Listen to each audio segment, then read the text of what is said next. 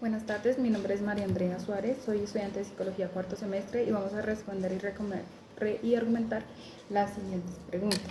Primero, ¿cómo se puede entender el concepto de personalidad en el autor? Comenzamos con Sigmund Freud.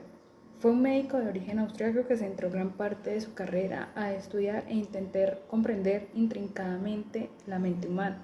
Es reconocido como el padre del psicoanálisis y gracias a sus teorías se empezó a dar importancia a las terapias para la salud mental.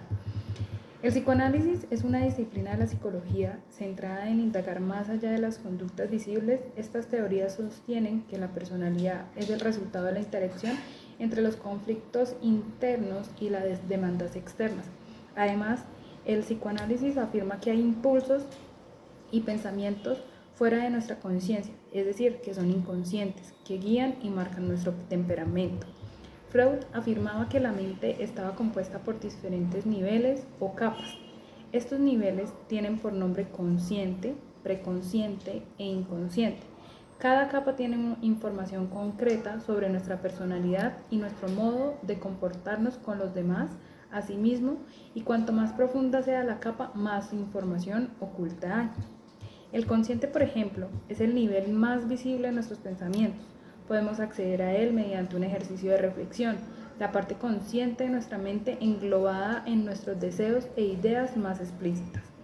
El preconsciente, este estrato de la mente humana, es considerado el puente entre los pensamientos directos y los impulsos más subconscientes. En este nivel se encuentran pensamientos de acceso un poco más difícil. Una de las herramientas en terapia psicoanalítica se basa en llevar los contenidos del inconsciente al preconsciente para poder acceder a ellos. El inconsciente, para Freud, es lo desconocido e inaccesible de la mente humana. No sabemos con certeza lo que ocurre en esa capa de nuestra mente. Sin embargo, el psicoanálisis sostiene que influye enormemente en nuestra personalidad. El inconsciente comprende los contenidos relacionados con las experiencias vividas, los traumas personales y los impulsos animales. La teoría del psicoanálisis tiene como objetivo explicar todo el funcionamiento del ser humano desde las conductas más visibles hasta las emociones más reprimidas, pasando por traumas, trastornos psicológicos que se empezaron a documentar desde el nacimiento de esta disciplina. Ahora vamos con Carl Jung. Es un joven colega de Freud. Se dedicó a la exploración del espacio interno a través de su trabajo. Se lanzó a la tarea equipando con los antecedentes de la teoría de Freud, por supuesto, y con un conocimiento aparente e inagotable sobre la mitología, religión y filosofía. Pero era especialmente dicho en el símbolo de tradiciones místicas complejas, tales como genocintismo, alquimia, cábala y tradiciones similares en el hinduismo y budismo. Si hay una persona que tenga un sentido del inconsciente y sus hábitos como capaz de expresarse solo de forma simbólica, es este personaje que es Carl Jung. Además, tuvo la capacidad de soñar muy lúcido e ilusiones ocasionales.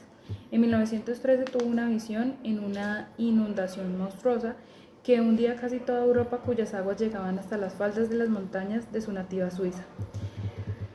Pero en agosto de ese año empezó la Primera Guerra Mundial.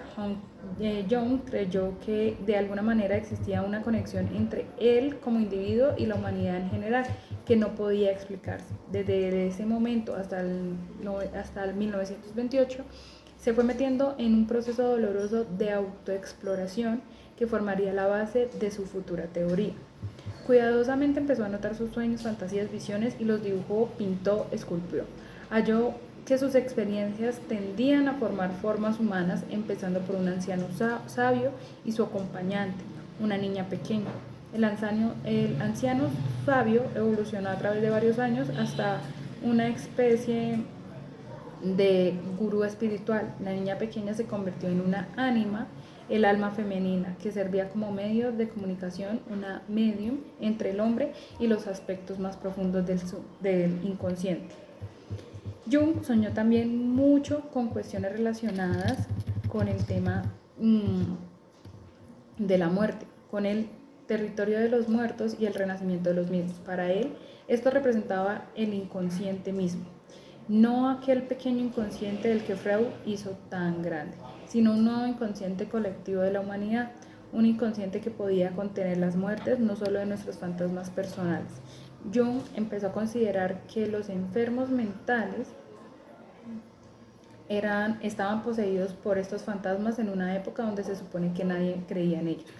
Con el solo hecho de recapturar nuestras mitologías, entenderemos esos fantasmas, nos sentiremos cómodos con la muerte y así superar nuestras patologías mentales.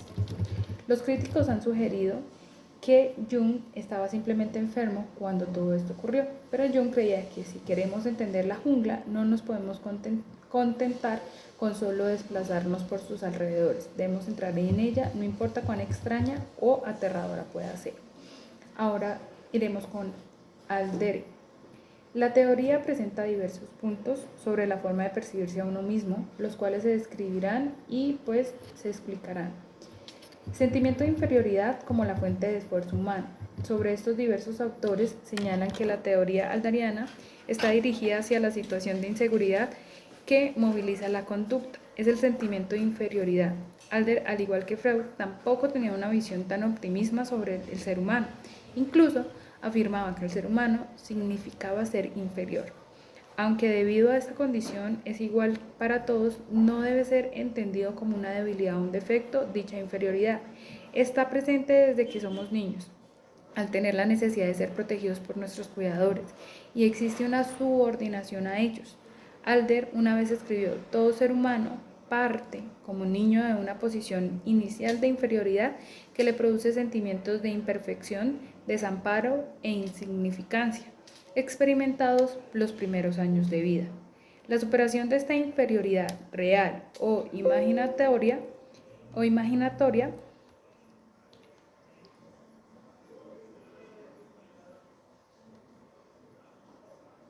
se logra a partir de la compensación, en la cual el sujeto se fija en un objetivo o meta para vencer esta posición adversa.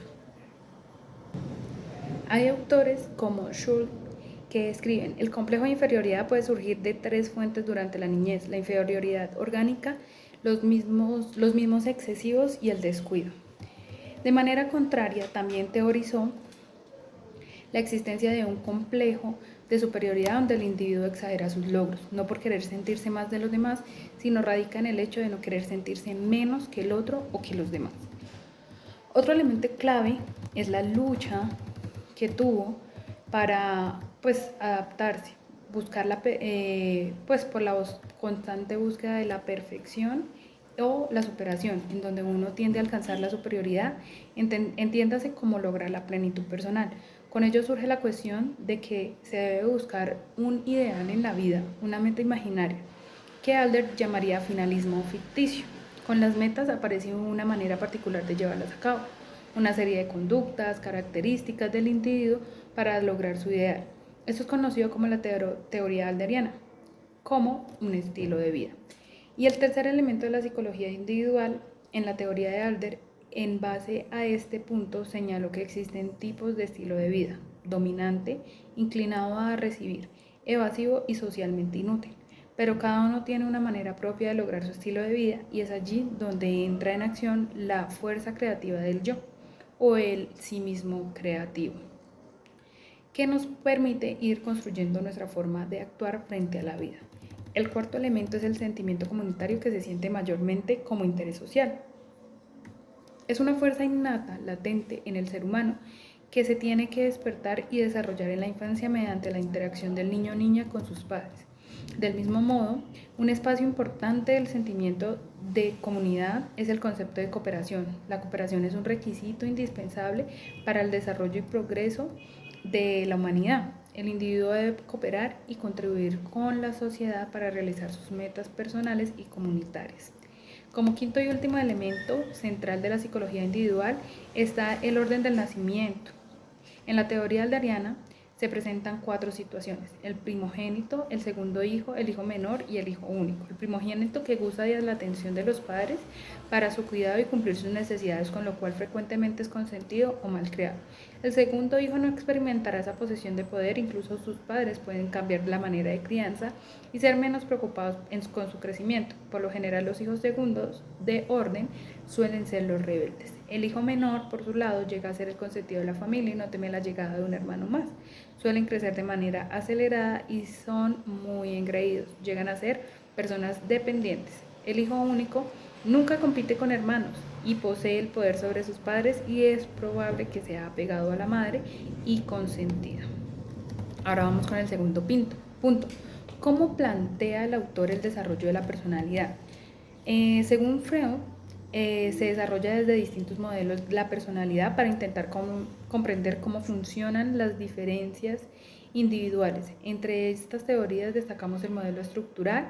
Dicho modelo separa nuestra mente de tres conceptos: el yo, el ello y el superyo. Esta teoría de personalidad divide la psique humana según las funciones que desempeña cada elemento. El ello. Definimos el ello como la parte más primaria e instintiva del ser humano. El objeto principal de esto es satisfacer los impulsos. El yo, este elemento es el responsable de conectarnos con la realidad que nos rodea. Entendemos pues que el yo funciona gracias al principio de la realidad. El superyo es un elemento del modelo estructural de Freud. El superyo, este nivel comprende las ideas éticas y morales de cada individuo. Teoría del desarrollo de la personalidad. El modelo genético de Freud busca entender la personalidad a través del desarrollo psicológico y sexual. Según esta teoría, la conducta de las personas estará fuertemente influida por la búsqueda del placer durante la infancia en distintas zonas erógenas de su cuerpo. Etapas de la personalidad.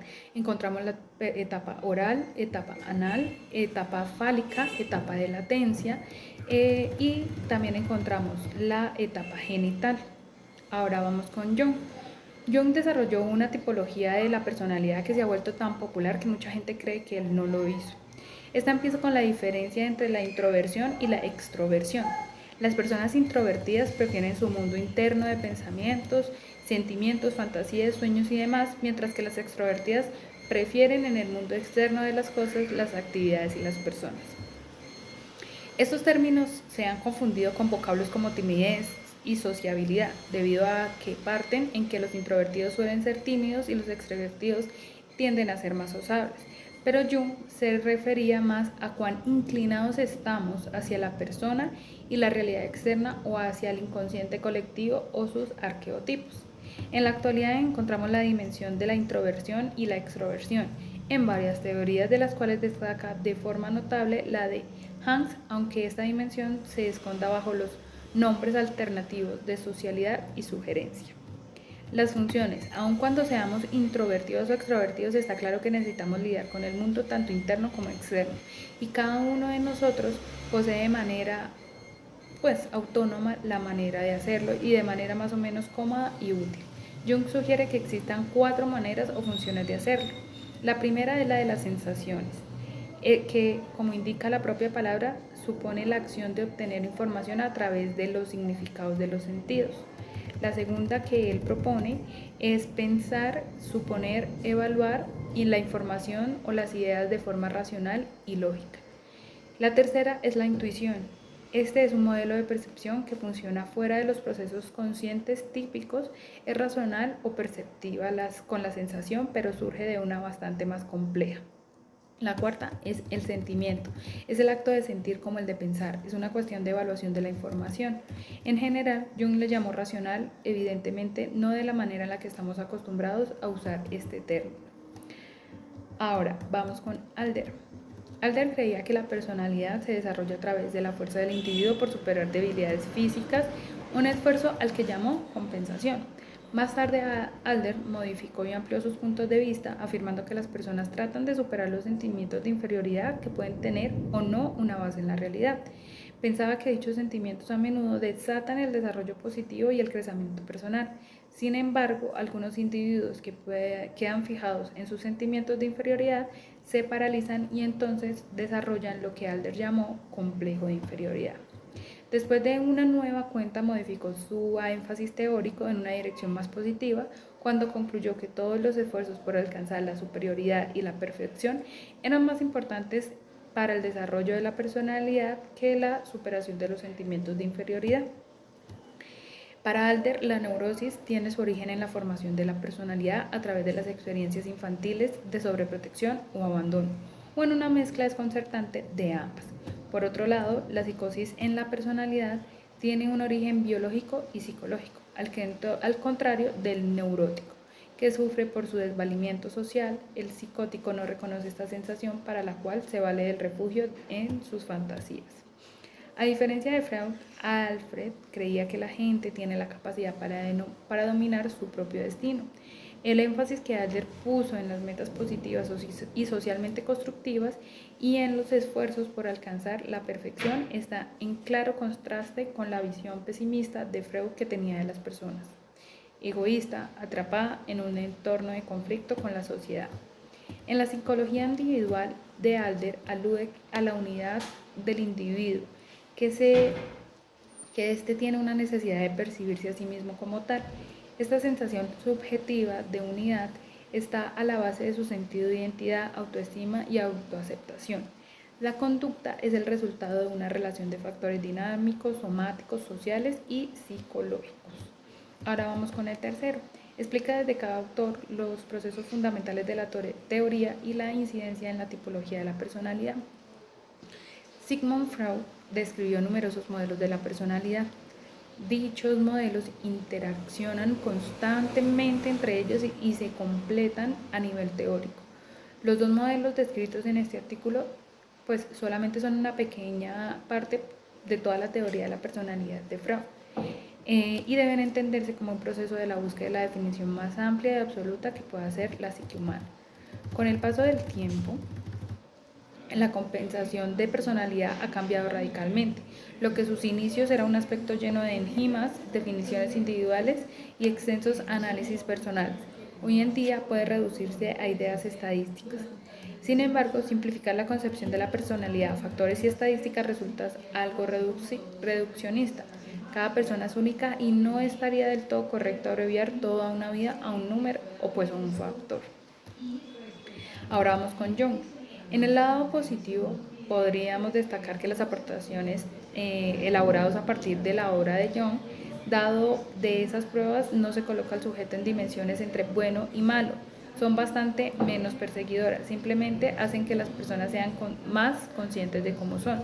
A primera vista, los arqueotipos de Jung parecerían la idea más extraña, aun cuando se ha demostrado que son muy útiles para el análisis de los mitos, cuentos de hadas, literatura en general. La postura sugiere que los arqueotipos de hecho se refieren a algunas estructuras profundas de la mente humana. Después de todo, desde la perspectiva fisiológica, venimos a este mundo con una cierta estructura. Finalmente, Jung nos ha abierto los ojos a las diferentes entre el desarrollo infantil y el adulto. Los niños claramente enfatizan sobre la diferenciación. En el aprendizaje, ¿qué es eso? Porque eso es así y no de otra forma. ¿De qué tipo se hace esta cosa o la otra? Impresionado porque buscan constantemente diversidad. Y muchas personas incluyen que varios psicólogos se han impresionado tanto que por eso han querido llegar a la conclusión de decir que todo el desarrollo infantil es la cuestión de la diferenciación, de aprender más y más cosas. Vamos ahora con Adler. Todo el juego de palabras que usa Adler nos remite a una teoría de personalidad que bastante distanciada es de la representada por Freud. La teoría de Freud fue lo que hoy en día llamaríamos una teoría reduccionista. Trató durante toda la vida de retraer a niveles fisiológicos todos sus conceptos, aun cuando admitió al final su fallo. La vida se explica, no obstante, en base de necesidades fisiológicas. Además, Freud tendió a esclavar al sujeto en conceptos teóricos más reducidos como el yo y el superyo. Adler fue influenciado por los escritos de Jahn, el filósofo y hombre de este surafricano. Este defendía que para entender a las personas debemos hacerlo más como un conjunto unificado, en vez de hacerlo considerándolas como una colección de trozos y piezas. Ahora, como última pregunta, desde tu quehacer como psicólogo y en formación, ¿cuál es la importancia de la personalidad en el ser humano? Entonces, para mí, la personalidad tiene gran importancia en el día a día en el ser humano, ya que esta es la base fundamental para el comportamiento de cada uno de nosotros y en cómo este afecta o no la relación que tenemos con nosotros mismos y con el entorno, con la sociedad. Cada ser humano es un universo distinto y ese universo tiene sus propias características y está dirigido particularmente. Es por eso que me parece importante conocer a raíz de pues una idea globalizada, de un conocimiento globalizado, poder lograr entender personalmente cada una de estas características de este universo y poder pues darle su tratamiento adecuado.